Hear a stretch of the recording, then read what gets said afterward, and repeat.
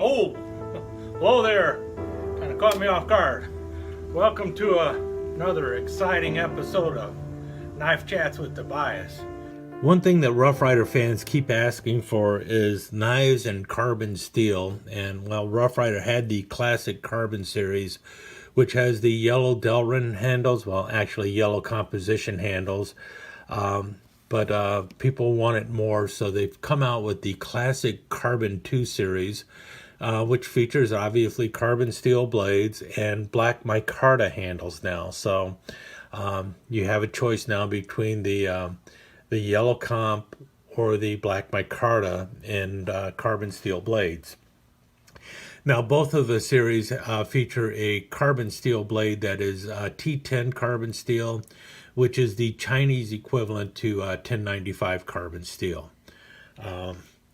And well, I had to go ahead and pick one up because, well, it's the RR 2215, which is the scout knife or camp knife, whichever way you want to call it, your 4-blade camper.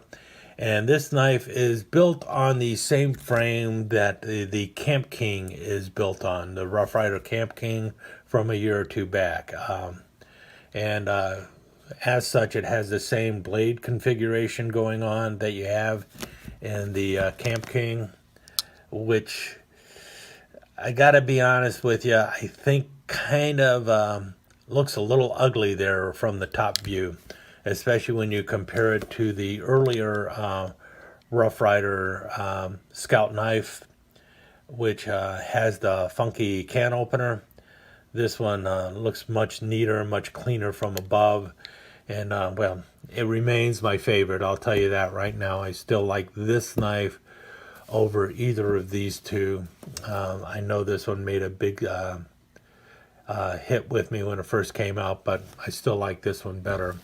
And I'll still like this one better over this one, partly because of the blades up on top, but a few other things on here. For instance, the big R on the bolster. I'm not crazy about the big R on the bolster. And this one's just nice and clean and has a shield I like a little bit more. But I got to tell you, this is a pretty cool shield they have here. And that's the, looks like the 25th anniversary shield they're using again, because I see the 2.5 in between the RR. I thought it would be saying RR with a CC in there for classic carbon, but they did not do that. It's got the 2.5 in there.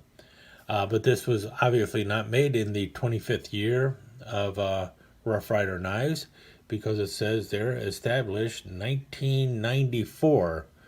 And let's see, 94, 2004, 2014... 15, 16, 17, 18, 19. Unless they were making this to come out in 2019, this should not have been a 25th anniversary knife, but here it is, 2021, is it? Anyway, let's talk about the knife. I still like the shield. I like the diamond shape of the shield and everything, so that's pretty cool. I like the way they dinged it up a little bit, so it looks like classic carbon, which is pretty cool. You've got I'm assuming it's stainless steel back springs. They might be carbon steel back springs. I do not know. That wasn't really specified anywhere. You also have spacers that are also made out of steel, but you do have brass liners going on there. And if you look real close, you'll see a blue underliner for the black micarta handles. See that blue line going there? So there's a little blue liner in between the handles and the micarta. Looks like a little bit of gapping right there. But otherwise, it's looking pretty good. The micarta, well, it's micarta. If you like micarta, you're going to love the knife, I guess. It does look nice. Your handle, you know, your oils from your hand and everything are going to really do some good work on that micarta and everything. It's got a nice texture going on in there. It is relatively smooth though, but it does look nice. I would have rather had your basic black Delrin or black composition, but hey, it's okay. It's black, so it looks pretty cool. So let's talk about some blades on this thing.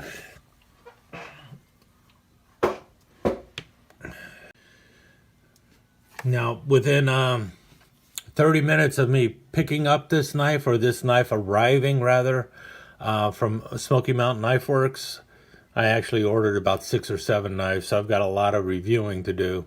But anyway, this was the first one I opened up. I was like, boom, I want to take a look at that Scout knife and see what it's like. And I quickly opened it up, and the first thing I did was, there was so much complaining about the cap lifter on the Camp King, the fact that it would not open a beer bottle. So the first thing I did was I went and grabbed a beer bottle, and I checked to see if this cap lifter was going to open a beer bottle. And I will tell you right now that as long as you get it under one of those little pins on the, the points on the crown on the cap, that cap will come right off. And it's not hard to get it underneath one of those little points. And so I did that right away. Sorry, I did not record it or anything, but I can tell you that, yeah, straight out of the box, I put it on a cap and I popped the cap. Yes, it does require you being aligning the this little notch right there with the point on a cap, but you have to do that with just about any cap lifter you find on a knife. So I did not find that as a problem. When I mentioned that on the SMKW Army group, the first thing that I got back was, what about blade wobble? Is there blade wobble? Is there any side-to-side motion on this thing? And my answer to you is no. That cap lifter is nice and tight. You got the full half stops going on. Half stops don't mean much to me. A lot of other people love them. But you got it on every blade. And there's no wobble. There's no wobble on the can opener. There's no wobble on the cap lifter. The main blade, it is also nice and tight. No problem there. If anything, there's a little rubbing now, but I have not even cleaned this knife yet. And then finally, the punch, also nice and tight and no wobble. So I'm sorry for whoever got the one with really significant side-to-side motion on their cap lifter. Send it back to Rough Ryder. That's what I would do, or send it back to SMKW. One thing I did notice is the can opener. There is an issue, at least with the can opener on my knife. Now, if you look closely here, it looks pretty fine. And you flip it over, it also looks kind of fine. But when you look at it from this angle, notice the bend there. There is a significant twist in the blade. Significant. Enough so that when you're cutting on a can, well, I'm not really cutting on a can here, but if you're lining it up this way, it's more or less fine. But you cannot really line it up on this side because it goes way into the can. So you can only line it up, I guess, with on the right side of the can, which is a little problematic for us lefties out here. I mean, I can do it, I was doing it, but I don't think it needed to be bent at all. But and I don't understand why it is bent, because if you look at the cap lifter on the Camp King, no such bend. That is almost straight. Can you see there? It's a significant twist in the blade. I was thinking that, well, maybe it was a flaw, and maybe it is. I don't know if it's going to be considered a design flaw or a construction flaw, though, because when I closed the knife, if you notice, the can opener is right against the brass, and if I were to bend that blade, it would probably be catching into the side of the knife here. So I think what has happened is at the factory, somebody bent the can opener over so that the blade could close properly. Does it really affect the function of the can opener? Only slightly, but it's enough for me to say that's kind of annoying. And if they would have not had all this goofy bending going on here, they wouldn't have had that problem. I mean, why are you bending it into the handle? If you notice, this is pretty far over anyway. Look at the gap between the can opener and the cap lifter. There's a significant gap there. And so this did not have to be bent at all like it is at the beginning here. And then they wouldn't have had to bend the blade at the bottom there. So to me, that's probably the biggest gripe I have about the knife. And that makes that knife a whole lot fatter than the earlier camp knife. I mean, you're talking about 1/8 of an inch fatter at least. So that's probably my only real gripe about the knife. I mean, it is well made. It is a solid knife. You've got your full half stops that everyone is crazy about.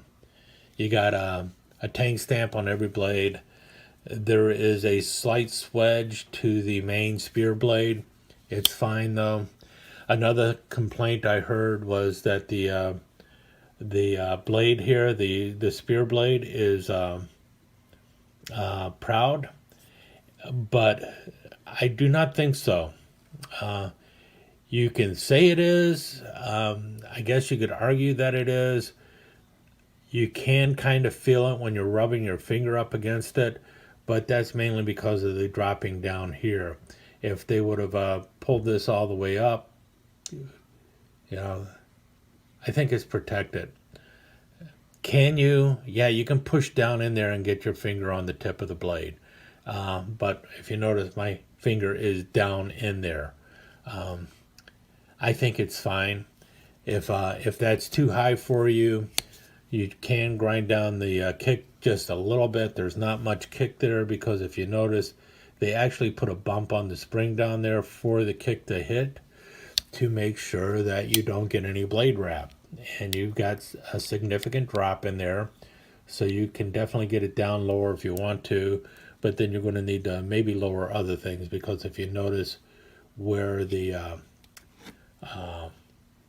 nail nicks are, if you drop that down much more, you're going to have the nail nick buried behind the cap lifter there.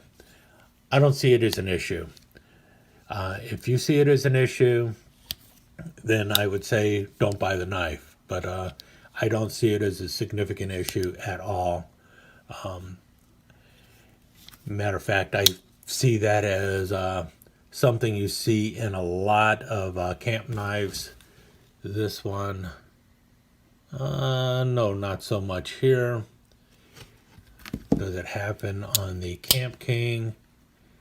Yeah, it's the same on the Camp King. So if you're happy with it on the Camp King, you'll be fine with it on this knife too. It's about the same. So my only two gripes about this knife, well, really, the big R on the bolster.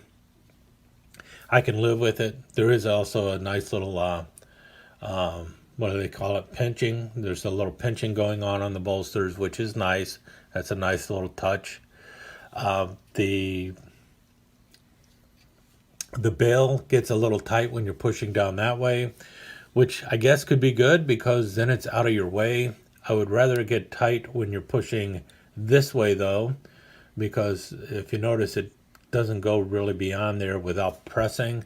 I would love it if the bail stopped right about there when going towards the blades, because we know the most common way you end up getting that blade nick in your blade is your bail flips up like that, you slam down the blade, and it's like, crap, the bail's in the way. So I wish it would get tight around, right around there, so that it doesn't hit the blade. but instead it gets stuck right around there. That'll loosen up over time, and it'll probably also leave that little scratchy mark on your nickel silver bolster, which happens sometimes too. This one's tight all the way. Well, this one does like what I like it to do. See, moves easily down here, gets tight there. You really have to push it up into there, so I don't have to worry about the blade dropping on the bail on this knife. It's all just, well, this one has very limited motion, so it'll work its way in though. They always work their way in. All in all, I like this knife much better than the Camp King. The can opener is a bit of an issue for me, but like I said, it is still functional. I don't like the big R on the bolster, but maybe if they were to do the Camp King and Micarta, or just a smooth bone, I would take it over this one. But all in all, it's not a bad knife, and it's not expensive, but still, it's not like good old red here. I like this one still a lot better than either of these two. But the cool thing is T10 Carbon Steel. That's what a lot of people have been asking for, and so this will make a really good user, and this will, well, this is also a good user, but it'll be a nice little user. So, and that's really what they're designed to do, to go out and use them. So there you go. All in all, nice to see the another scout pattern out there from Rough Ryder, so I'm really happy about that. And it's nice to see it in the classic carbon series. Now if they can only throw a large toothpick into that series, and I'll be really happy. Not going to happen.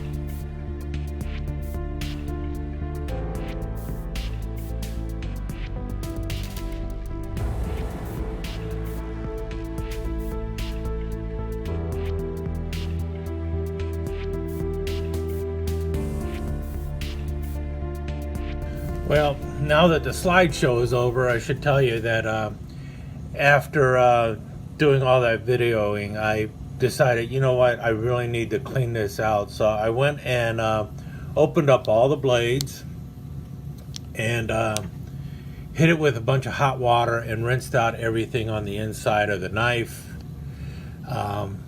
which is always a good thing to do when these knives first show up. A little tricky, oh well, especially if you got the...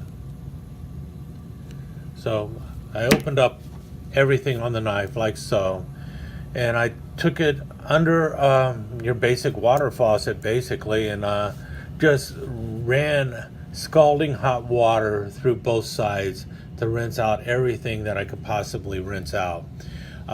Nothing fancy or anything doing this. It's just hitting it in the sink and letting the hot water hit right in there and just rinse everything out. And after doing that, first of all, it's a little bit shinier. But once I've done that, I went and hit it with some canned air to blow out all the water. And then I hit it with a bunch of WD-40. I mean, I just hosed it down with WD-40. And then wiped out the WD-40.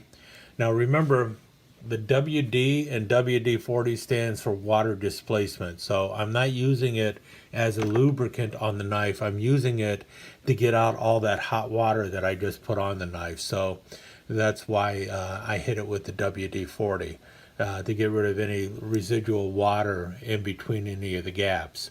And then after I did that, I broke out the trusty Coon Pea all-purpose synthetic knife care oil, and I oiled the joints, and I tell you what, everything is running nice and smooth now. So all the blades open and close much better than just a few minutes ago when the knife first appeared.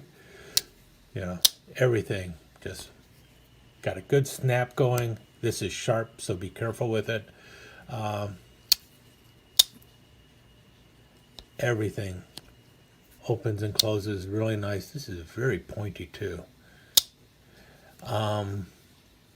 There's nothing, no side-to-side action with anything. Obviously, the can opener is still bent. Cap lifter, still no side-to-side motion, but a really good snappy blade. And the main blade also, it no longer has that little bit of grinding that was going on a minute ago when I first had the knife and had not cleaned it yet. So that's something also to consider when you get these knives. They are going to be a little dirty. It's the same thing with knives that are coming from GEC and everywhere else. They tend to be a little bit dirty. And they might clean them when they leave the factory. I don't know. But just from the packaging and everything else, and the transportation, things get jarred loose and everything. So, you know, they get dirty. So you're going to have to clean them. And when you clean them, they'll work a whole lot better. And that's the same thing with your old knives. You have to clean them. And once you clean them, they work a lot better. All right, with that said, now I will let you go. Hope you enjoyed that. And yes, I still recommend this classic Carbon 2 Scout knife. If you're looking for a Rough Ryder Scout knife in carbon steel, it's the only one on the block. Camp King, nearly impossible to find these days. And these older Rough Ryder knives, they are also getting very scarce and hard to find. So thank you, Rough Ryder, for coming out with a new Scout knife. Would I have preferred that one? Yeah, well, we've already covered that. But thanks again for a new Scout knife. Now, when you get over the big R craze, put out another Scout knife without the big R, and I'll really be happy. Well, now, if that wasn't the cat's meow, I don't know what else I can do. Hope you enjoyed the show. And if you really enjoyed the show and want to know what's coming up next, go ahead and subscribe and ring that notification bell. Kitty says hi. Talk to you again soon.